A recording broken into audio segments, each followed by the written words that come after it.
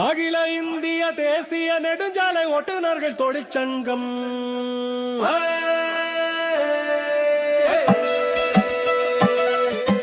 அனைத்து மாநிலங்கள் நிர்வாகிகளை போட்டா இந்த மாவட்டத்தில் என்னென்ன நடக்குது, இந்த ஸ்டாண்ட்ல என்ன பிரச்சனை நடக்குது அப்படின்றத நீங்க சொல்லுவீங்க. அப்படி நீங்க சொல்லி தலைமை, அதாவது மாவட்ட லெவல்ல இருக்கிற பொறுப்பாளர்கிட்ட சொல்லி உங்களுக்கு அந்த வேலை நடக்கலன்னா அந்த மாவட்டம், அந்த 10 மாவட்டத்தோட ஜோன் லீடர் ஜெயசீலன் இவருக்கு தகவல் வரும். இவருக்கு தகவல் வந்து அது ஆகலை அப்படின்னும் போது வந்து பார்த்தீங்கன்னா தலைமைக்கு வரும். தலைமைக்கு வந்த பின்னால் டைரெக்டாக இங்கே வருவோம்.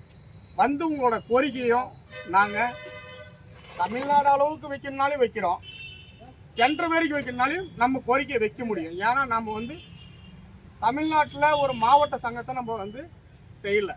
இந்தியா லெவலில் 28 மாநிலத்திலையும் நம்ம ஆல் இண்டியா, நம்மளோட சங்கத்தோட பேரையே வந்து all India national highway diversity தான் நம்மளோட நேமே. சரிங்களா? அப்படி இருக்கும்போது 28 மாநிலத்திலையும் நாம செயல் திட்டங்களை செஞ்சுட்டு தான் இருக்கோம். இன்னைக்கு நிர்வாகிகள் எல்லா மாநிலத்திலும் இருக்காங்க. தமிழ்நாட்டில் மட்டும் நம்ம வந்து நிர்வாகின்றதை நம்ம சொல்லலை. கிட்டத்தட்ட வந்து பார்த்தீங்கன்னா அதர் ஸ்டேட்லேயும் பார்த்தீங்கன்னா ஒரு 7 ஸ்டேட்டில் வேலை முடிஞ்சிருச்சு. தமிழ்நாடு முடிஞ்சு அதர் ஸ்டேட்டுக்கு தான் நாங்கள் போவோம். நீங்கள் வந்து இப்போ வந்து குரூப்பில் இன்னைக்கு தான் போகிறீங்க, நீங்கள் அதுக்குள்ளே வரதான் போகிறீங்க, நீங்கள் பார்க்க தான் போகிறீங்க. சரிங்களா? இங்கே வந்து நிர்வாகிகள் வந்து பேசியிருக்காங்க. எத்தனையோ சங்கங்களை நீங்கள் பார்த்துருப்பீங்க, பார்க்கவும் நான் சொல்லலை. சரிங்களா?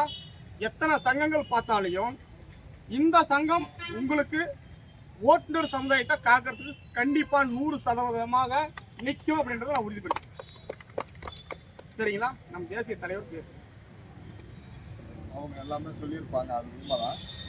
ஒரே ஒரு விஷயம், நம்ம டிரைவருங்க இன்னைக்கு taxi driver, lorry driver, car driver, எல்லா டிரைவரும் தான் ஒருங்கிணைக்கும். இன்றைக்கி நீங்கள் சொன்னீங்க வந்து பேசும்போது ஒன்று செயலாளர் சொன்னார், இந்த மாதிரி டூரிஸ்டர் அதில் ஆல் இண்டியா டூரிஸ்டர் சங்கத்தில் இருக்கோம் அப்படின்னு. டூரிஸ்டர்னு மட்டும் ஏன் வைக்கிறீங்க? எல்லா டிரைவரையும் வைக்கலாமே, எல்லா டிரைவரையும் வைக்கலாமே, டூரிஸ்டர்னு ஏன் வைக்கணும்? இன்றைக்கி நீங்கள் உங்களுக்கு ஒரு லைசன்ஸ், நாளைக்கு நீங்கள் லாரி எடுத்து ஓட்ட மாட்டேன்னா ஓட்ட தெரியாதுன்னு சொல்ல போகிறீங்களா? இல்லை 10 ரூபா எக்ஸ்ட்ரா வரணும்னா அதை நீங்கள் ஓட்ட மாட்டேன், நான் இதுதான் ஓட்டன்னு சொல்ல போகிறீங்களா? நம்மளுடைய தொழிலுக்கேற்ற உழைப்பு ஊதியம் எங்கே அதிகமோ அங்கே தான் நம்ம போகிறோம். இன்றைக்கி இந்த வண்டி ஓடலாம் அப்படின்னா இந்த வண்டி ஓடாத வண்டி நீங்கள் நிப்பாட்டி வச்சுக்கிட்டு இருக்கீங்களா? இல்லை ஓடுற வண்டிக்கு நீங்கள் டிரைவராக போவீங்களா? சூப்பர். ஓடுற வண்டிக்கு தான் நான் டிரைவராக போவோம். அப்போ டிரைவர்னால் எல்லாரும் ஒன்று தான். அதை நம்ம ஒற்றுமை பண்ணணும். இன்றைக்கி அண்ணா லாரி டிரைவர், அண்ணன் இங்கே வராது. நம்ம கார் டிரைவர், அண்ணனுடைய சூழ்நிலை தெரியாது. அங்கே வண்டி நிப்பாட்டுற இடம் இருக்கா இல்லையா, வண்டி பேசுகிற இடம் இருக்கா இல்லையா, இல்லை ஏதாவது ஒரு பிரச்சனையா அப்படிங்கிறது ஓட்டுறவருக்கு தான் தெரியும். பின்னாடி உக்காந்துட்டு உங்களுக்கு தெரியாது. இப்போ இவர் வந்து இங்கே வராரு, இவர் வந்து ஒரு நாமக்கல் மாவட்டத்துலேருந்து இங்கே வராதுன்னு வச்சுக்கோங்க. நீங்கள் இங்கே நாகப்பட்டினத்தில் இருக்கிறீங்க, இவருக்கு ஒரு பிரச்சனை அப்படிங்கும் போது நீங்கள் ஒரு நம்ம சங்கத்தில் நீங்கள் ஒரு உறுப்பினராக இருக்கிறீங்க. அவர் என்ன பண்ணுவார், லாரி டிரைவர்னு பார்க்க மாட்டார், நம்ம சங்கத்தோட வண்டி தான் போய் வரணும் அப்படின்னு சொல்லி உடனே அதுக்கு போய் பார்ப்பீங்க. அண்ணன் கழுத்தில் ஐடி கார்டு போட்டுப்பாரு. ஏதாவது ஒன்று கேள்வி வரும்போது ஆனால் நான் அந்த சங்கத்தில் தானே இருக்கேன் அது சொல்லும்போது, அப்படியே நான் சொல்லுவேன் என்னென்ன பிரச்சனை அப்படிங்கும் போது இந்த மாதிரிங்க அப்படின்னு. சரிண்ணா, நான் என்ன பண்ணோம், லோக்கல் நீங்கள் என்ன பண்ணோம், அந்த வண்டிக்கு ஒரு சேஃப்டி பண்ணி வைப்பீங்க. சரிங்களா? நீங்கள் வெளி மாவட்டத்துக்கு போகிறீங்க, அப்போது அந்த இடத்துல உங்களுக்கு சேஃப்டி பண்ணுவாங்க. நான் என்ன சொல்ல வரேன்னா, நான் ₹1 கொடுத்து பழக்கப்பட்டிருந்தா தான் நான் ஒரு இடத்துல உதவின்னு கேட்கும்போது அவங்க ₹1 தருவாங்கங்கிற ஒரு நம்பிக்கையை நான் வைக்க முடியும். நானே யாருக்கும் ₹1 நான் தரதில்லை. அப்போ நான் எப்படி போய் இன்னொருத்தவங்கிட்ட கேட்டால் அவங்க கொடுப்பாங்கன்னு சொல்லி நான் எப்படி நம்ப முடியும்? சரிங்களா? நம்ம சங்கம் ஓட்டுநருக்காக உருவாக்கப்பட்ட சங்கம். ஓட்டுநர்னா உரிமையாளர் விடுறது கிடையாது. ஓட்டுநர் நல்லா இருந்தால் உரிமையாளர் நல்லா இருப்பாங்க, உரிமையாளர் நல்லா இருந்தால் ஓட்டுநர் நல்லா இருப்பாங்க. இது ஒரு தராசு, ஒரு தராசில் பொருள் மட்டும் வச்சு அது தராசு எடையை கணக்கு போட முடியாது. அதே மாதிரி ரெண்டுமே சமநிலையாக இருந்தால் மட்டும்தான் அது நியாயம் சொல்லுவாங்க. ஒன்று அதிகமாகவும் ஒன்று கம்மியாகவும் இருந்ததுன்னா அது யாரும் ஏற்றுக்க மாட்டாங்க இல்லையா? ஒரு தராசில் ஓனரையும் ஓட்டுநரையும் வச்சு தான் நம்ம நடத்த போகிறோம். இன்னைக்கு அகில இந்தியான்னு சொல்கிறது வார்த்தைக்காக உருவாக்கப்பட்ட சங்கங்கள் 1000 இருக்கலாம், செயல்பட்ட சங்கங்கள் 1000 கிடையாது. செயல்பட்ட சங்கங்கள் 1000 கிடையாது. சரிங்களா? நம்ம செயல்பாட்டுக்குள்ளே கொண்டு வரோம். எப்படி கொண்டு வரோம்? இன்னைக்கு வந்து இந்த ஸ்டாண்டை உருவாக்கும் போது நீங்கள் தனியாக ஒரு ஆளாக இருந்தீங்கன்னா நீங்கள் தான் மொத்த காசும் போடணும். இன்னைக்கு ஒரு 10 வண்டி நிக்குது, ஒரு ஸ்டாண்டை உருவாக்கணும், ஒரு போர்டு வைக்கணும் அப்படின்னா இவ்வளோ செலவாகுது. எல்லாரும் ஆளுக்கு 10 ரூபா கொடுப்பா. ரேட்டு விசாரிச்சோம், அதுக்கு வந்து ஒரு 1000 ரூபா செலவாகும் சொல்றாங்க. 10 வண்டி இருக்கு, ஆளுக்கு 100 ரூபா கொடுங்க அப்படின்னு கேட்பீங்க. கேட்டு உருவாக்கும் போது அந்த சங்கத்துல அந்த 100 ரூபா கொடுத்தவங்களுக்கு பங்களிப்பு. நானும் தான் இந்த சங்கத்தை உருவா காசு கொடுத்தேன், அப்ப நான் பேசக்கூடாதா அப்படிங்கறது ஒரு கேள்வி வரும். அந்த அடிப்படையில் தான் இந்த சங்கத்தை உருவாக்க, இந்த all India national highway drivers யூனியனை உருவாக்க ஒவ்வொரு ஓட்டுநரும் கொடுத்துருக்காங்க. அண்ணன் மாதிரி, அந்த நண்பர் மாதிரி எல்லாரும் வாங்கணும். அந்த மாதிரி எல்லாரும் ஒரு ரூபா கொடுத்து தான் இந்த சங்கத்தை உருவாக்கிருக்கோம்.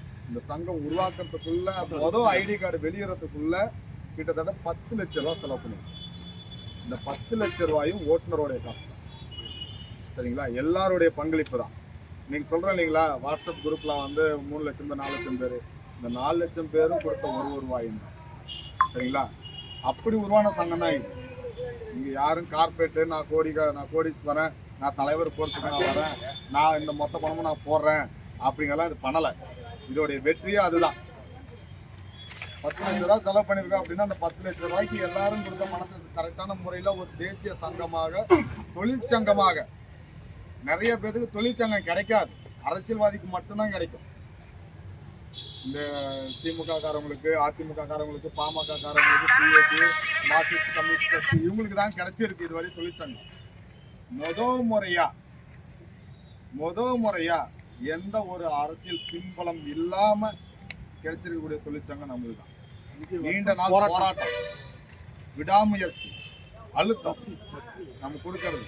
செலவானா பரவாயில்ல, எங்களுக்கு தேவை வேணும். ஏன்னா லஞ்சம் இல்லாம எங்கேயும் நகராது. நம்ம பதிவு பண்ணதுக்கு லஞ்சம் கொடுக்குற மாதிரி தான் ஆகுது. பதிவு பண்ணதுக்கு அப்புறம் லஞ்சத்தை ஒழிக்கிறதுக்கு நம்ம முயற்சி பண்ணலாம். பதிவு பண்றதுக்கு லஞ்சம், ஏன்னா தொடக்கமே குடியரசுலயே லஞ்சத்துல தான் ஆரம்பிக்குது. இந்த மாதிரி இருக்கு. ஏன்னா லஞ்சம் ஒழிப்புத்துறைன்னு சொல்லி ஒண்ணு நம்ம புதுசா ஒரு இயக்கத்தை ஆரம்பிச்சா கூட அதை பதிவு பண்ணதுக்கு நம்ம லஞ்சம் கொடுத்து தான் ஆகணும். உண்மை இல்லையா? இந்த மாதிரி தான் இருக்கு. சரிங்களா? எல்லா டிரைவரும் ஒற்றுமையாக ஒரே டிரைவர்னு இணைவோம். காக்கி சட்டை வேற, வெள்ளை சட்டை வேற, கருப்பு சட்டை வேறன்னு இல்லை. அரசாங்கம் கேட்கறது டூரிஸ்டர் வண்டினா வெள்ளை சட்டை, லோடு வண்டினா காக்கி சட்டை, இதுதான் கமர்ஷியல் வெஹிக்கிளுக்கு கேட்கறது அரசாங்கம் கேட்குறது. அதுக்காக அரசாங்கத்துக்காக நம்ம பண்ணிக்கிறோம், மாத்திக்கிறோம் ட்ரெஸ்ஸை. அப்படி இல்லைன்னா நம்ம எல்லாமே வந்து காக்கியாவே மாறிடலாம். வெள்ளை சட்டை போட்டுட்டு போனால் ஒன்றும் இல்லை. இன்னைக்கு வெள்ளை சட்டை போட்டு போறீங்க, ஒரு சட்டை போய் எடுத்துட்டு போறீங்க, கொடைக்கானல் டூர் வரது போறீங்க, போய் ஒரு சட்டை தான் இருக்கு, அது காலுக்கு அழுக்காகி அது துவைக்கிறதுக்கு நம்ம மலைப்பு வந்து வண்டி ஓடிட்டு போய் டயர்ல போய் படுத்துட்டு இந்த மாதிரி நம்ம ஓடி இருக்கிறது காக்கியே போட்டோன்னா அழுக்கே தெரியாது. அண்ணன் பாருங்க, அண்ணன் வந்து துவைச்சி ஒரு 3 நாள் இருக்கு தெரியாது, நான் துவைச்சி 3 நாள் இருக்குன்னு தெரியாது. ஏன்னா இன்னைக்கு போலீஸுக்கு ஒரு சீருடை, ஒரு யூனிஃபார்ம்ல இருக்காங்க, ஒரு காக்கி சட்டை அப்படின்னா மரியாதை கொடுக்குறோம் இல்லையா? அந்த மரியாதை நம்ம யூனிஃபார்ம் எப்படி கொண்டு வர முடியும்? எல்லாரும் ஒரே நேர்கோட்டில் இருந்தால் கொண்டு வர முடியும். இன்னைக்கு எல்லாரும் வெள்ளை சட்டை போட்டிருக்கீங்க, ஆனால் அது கீழே கலர் பாருங்க வேற வேற, இது அடையாளம் தெரியாது. எல்லாரும் ஒரே சட்டையாக போட்டு பாருங்க, இன்னும் பேரணி போறீங்களா இல்லை ஏதோ கூட்டம் போறீங்களா, ஒரு யூனிஃபார்மாக இருக்கிறீங்க அப்படின்னு பார்ப்பாங்க. இந்த அடையாளம் தான் நம்மளுக்கு வேணும். இந்த ஊர்ல ஒரு 100 டிரைவர் இருக்காங்க அப்படின்னா அந்த 100 டிரைவர் ஒரு அடையாளத்துல இருந்துட்டு அங்க எங்க நடந்து போயிருந்தா எங்க பார்த்தாலும் இதே மாதிரியாவே தெரியுது. இவங்க என்ன இயக்கம்? ஒரு ஆளை தொட்டா 100 பேர் இங்க சுத்திட்டு கிடக்காம்பா, அவங்க ஏதோ வந்துருவாங்கப்பா, கம்மனே இருப்பா அப்படிம்பாங்க. சரிங்களா? இதைதான் நம்ம மாத்துறோம். சரிங்களா? இன்னைக்கு ஒரு நிர்வாகம் நாங்க சொல்றது என்னன்னா, இன்னைக்கு வண்டி எடுத்து வந்துட்டு 10 பேர் சேர்ந்தா போதும், நீங்க அதிகமான கணக்கிடல, ஆளுக்கு 100 ரூபா கொடுங்கப்பா, சங்கத்துல பதிவாக்கிங்கப்பா அப்படின்னு சொல்றதுக்கும் நான் நிர்வாகம் பண்ணணும்னு ஆசைப்படுறேன். நம்ம சங்கம் 100 வருஷம் இல்லை 1000 வருஷம் கடந்தாலும் நிர்வாகம் பண்ணணும்னு ஆசைப்படுறேன். இன்னைக்கு பணம் சுருட்டிட்டு போறதுக்கு 100 பேருக்கு ஆளுக்கு 100 ரூபான்னு போட்டா அது வேற, அதுக்கு எங்கேயோ போயிடும் அமௌண்ட். ஆனா அது ஒரு நாள் சுருட்டிட்டு போயிடலாமே தவிர செயல்பாடு எதுவும் செய்ய முடியாது. நான் ஓப்பனா சொல்றேன், 100 ரூபாய்க்கு உங்களுக்கு நான் என்ன செஞ்சு கொடுக்க முடியும்? ஓப்பனா நான் கேட்கறேன். 100 ரூபா உங்ககிட்ட ஒரு சந்தானம் போடுறோம், 100 ரூபா உரிமையா சேர்க்கணும் போடுறோம், உங்களுக்கு நான் என்ன செஞ்சு கொடுக்க முடியும்? ஏதாவது செய்ய முடியுமா? அதுல ஒரு ஐடி கார்டு, ஒரு பிளாஸ்டிக் கார்டு, ஒரு பிரிண்ட் ஓட்டுனா எவ்வளவு கேட்கறான்? 100 ரூபா கேட்கறான், 100 ரூபா கேட்கறான். சரிங்களா? இந்த மாதிரி நிறைய விஷயங்கள் இருக்கு. நிர்வாகம் பண்ணணும் அப்படின்னா முதல்ல ஒரு வீடு கட்டிட்டோம், அந்த வீட்டுல இந்த அமைப்பெல்லாம் வச்சிருக்கோம், ஏசியை மாட்டியிருக்கோம், உள்ள வரவங்களுக்கு பெரிய சொகுசை உருவாக்குறோம். அப்படின்னா அந்த சொகுசை உருவாக்குற மாதிரி இருந்தால் அந்த சொகுசுக்கு உள்ள வாங்கி போடக்கூடிய பொருளுடைய பொருளும் இருக்கு, அதை மெயின்டைன் பண்ணக்கூடிய செலவும் இருக்கு. இது எல்லாம் கணக்கிட்டு தான் ஒரு நிர்வாகம் பண்ண முடியும். சரிங்களா? எஸ்டிமேட் நம்ம போட்டு எஸ்டிமேட் போட்டு நிர்வாகம் பண்ண முடியும். அந்த நிர்வாகத்தின் அடிப்படையில் நம்ம சங்கத்தில் சந்தாங்கிற உறுப்பினர் சேர்க்கைக்கும் ஒரு தொகை, பெரிய தொகை தான். நான் சின்னதெல்லாம் சொல்ல வரல, ஏன்னா எனக்கு வண்டி ஓடலை. ஆனால் நிர்வாகம் பண்ணணும் அப்படின்னா அதை நம்ம பண்ணி தான் ஆகும். இன்னைக்கு ஒரு உங்களுக்கு 5 லட்ச ரூபாயில் ஒரு இன்சூரன்ஸ் போடலாம். அது மூலியமா குடும்பத்தை, நம்மளுக்கு ஏதோ ஒன்று ஆயிடுச்சு, நம்ம குடும்பத்தை தூக்கி உட்கார வைக்க முடியுமா? 5 லட்ச ரூபாயில வாங்குறது தெரியாது, போறது தெரியாது. அதே ஒரு 20 லட்ச ரூபா போடுறோம், அதே ஒரு 20 லட்ச ரூபா இன்சூரன்ஸ் போடுறோம். அது மட்டும் ஏதாவது ஒன்று நடந்தா நம்ம குடும்பத்தில் 20 லட்ச ரூபாயில ஒரு டிபார்ட்மெண்ட் ஸ்டோரோ ஏதோ ஒன்று வச்சு 20 லட்ச ரூபாயில பண்ண முடியல. என்ன இந்த மாதிரி ஒவ்வொரு விஷயமும் அதிகப்படியான தொகை நம்ம உறுப்பினர்களுக்கு கொடுக்கணும், ஏதாவது ஒரு பாதிப்படைஞ்சா கொடுக்கணும் அப்படிங்கிற ஒரு திட்டமிடுதல் நம்ம சங்கத்துல அந்த 3 வருஷம் 4 வருஷம் நாங்க உறுப்பு நடத்திட்டு இருந்தோம் இல்லையா, அப்படி இருந்து உருவாக்கப்பட்டதான் ஒவ்வொரு எஸ்டிமேட் போட்டு உருவாக்கணும். சரிங்களா? பெருசா செய்யணும் நம்ம டிரைவருக்கு, சின்னதா செய்யணும். உதவி செஞ்சா முழுசா செய், இல்லைன்னா செய்யாம போயிடும். பாதி தூரம் ஸ்டேஷனுக்கு வந்துட்டு வழி காட்டிட்டு ஸ்டேஷன்ல இருந்து திரும்பி எனக்கு ஒரு வேலை வந்துச்சுங்க நான் போறேங்க அப்படின்னு சொல்லி போறது நிர்வாகத்துக்கு அழகு இல்லை. ஸ்டேஷனுக்கு கொண்டு வந்து விட்டா அந்த ஸ்டேஷன்ல அந்த டிரைவர் ரிலீஸ் பண்ற வரையும் அங்க நிக்கணும். அதுதான் நிர்வாகம், அதுதான் பேசப்படும். அந்த பேச்சு தான் நம்ம சங்கத்துக்கு எப்பயுமே இருக்கும். அந்த அடிப்படையில தான் வரும். அண்ணனை ஏன் கூப்பிடுறோம்? இன்னைக்கு டாக்ஸி டிரைவர் உங்களுக்கு எல்லாம் பேச வந்திருக்கோம். அண்ணனை ஏன் கூப்பிடுறோம்? அண்ணன் டிரைவர், அவரு லாரி டிரைவர், லாரி டிரைவர் எல்லாம் வரவங்களா லாரி டிரைவர் எல்லாரும் ஒண்ணுதான். ஓட்டக்கூடிய வாகனம் மட்டும்தான் வேற. இவரு சின்ன வயசுல ஸ்டார்டிங்ல போடும்போது பேட்ச் தான் போட்டிருப்பாரு, அதுக்கப்புறம் தான் வருமானம் பத்தலன்னு சொல்லி ஹெவியா போட்டிருப்பாரு. சில பேர் ஒரே வண்டியில இருந்தவங்களும் இருக்காங்க, சில பேர் பல வண்டி ஓட்டினவங்களும் இருக்காங்க. பல வண்டி ஓட்டினவங்களுக்கு அனுபவம் தெரியும். அண்ணனை கேட்டா பல அனுபவம் தெரியும், ஆனா எங்குமே வாய் திறக்க மாட்டான்னு நினைக்கிறேன். கம்முன்னு நம்மளுக்கு என்னடா வம்பு, இருந்த மாதிரி இருந்து நம்ம பண்டம் செய்யலாம் வம்பு அப்படின்னு நினைப்பாரு. இந்த மாதிரி இருக்காங்க. சில பேர் அநியாயம் கண்டா பொங்கி எழக்கூடிய டிரைவரும் இருக்காங்க. நாங்க அநியாயத்தை பார்த்து பார்த்து இப்ப பொங்கி எழுந்துட்டு அதை ஒரு நிர்வாகமா பண்ணணும்னு வெளியே வந்துடும். இதுதான் உண்மை. நாங்க ஓட்டாத ஸ்டேட்டு கிடையாது. நேபாள், பங்களாதேஷ், பூட்டான், பல மொழியும் பார்த்துருக்கோம், பல சோறையும் பார்த்துருக்கோம், பல தண்ணியும் குளிச்சிருக்கோம். தமிழ்நாடு மட்டும் இல்ல, ஒட்டுமொத்தமா. சரிங்களா? அந்த அளவுக்கு அனுபவமும் கத்துக்கு. இந்த அனுபவம் வலி, இந்த வலி எங்களுக்கு வந்த வலி அவருக்கு வரக்கூடாது, உங்களுக்கு வரக்கூடாது. நாளைக்கு டெக்னாலஜி உயர்வுல நம்மளுடைய தொழில் நசுக்கப்பட்டுக்கிட்டு வருது. அப்ப இது மக்களாட்சி கொண்ட நாடு. நம்ம எல்லாரும் ஒற்றுமையா இருந்தால் அதை உள்ள வர்றதுக்கு எப்போதுமே நம்ம அனுமதிக்க மாட்டோம். எந்த ஒரு அரசாங்கம் வந்தாலும் நம்ம அனுமதிக்க மாட்டோம். நம்மளுக்கு 10 ரூபா முன்னாடி வரணும் தான் நம்ம நினைப்போமே தவிர 10 ரூபாய் இழக்கக்கூடிய ஒரு திட்டம் வருது அப்படின்னா நம்ம அனுமதிக்க கூடாது. எனக்கு ஓப்பனா சொல்றேன், அரசியல் பத்தி பேசணும்னு நினைக்காதீங்க. அரசியல் பேசிதான் ஆகணும், ஏன்னா நம்மள அப்படி ஒடுக்குறாங்க. இன்னைக்கு டாக்ஸி டிரைவர், இந்த ஆட்டோ டிரைவருடைய வாழ்வாதாரம் போச்சு. அடுத்து என்ன பண்ணும்? டாக்ஸி டிரைவருடைய வாழ்வாதாரம் போகும். அதுக்கப்புறம் என்ன ஆகும்? பஸ் டிரைவருடைய வாழ்வாதாரம் போகும். அதுக்கப்புறம் லாரி டிரைவருடைய வாழ்வாதாரம் போகும். எப்படி போகும்?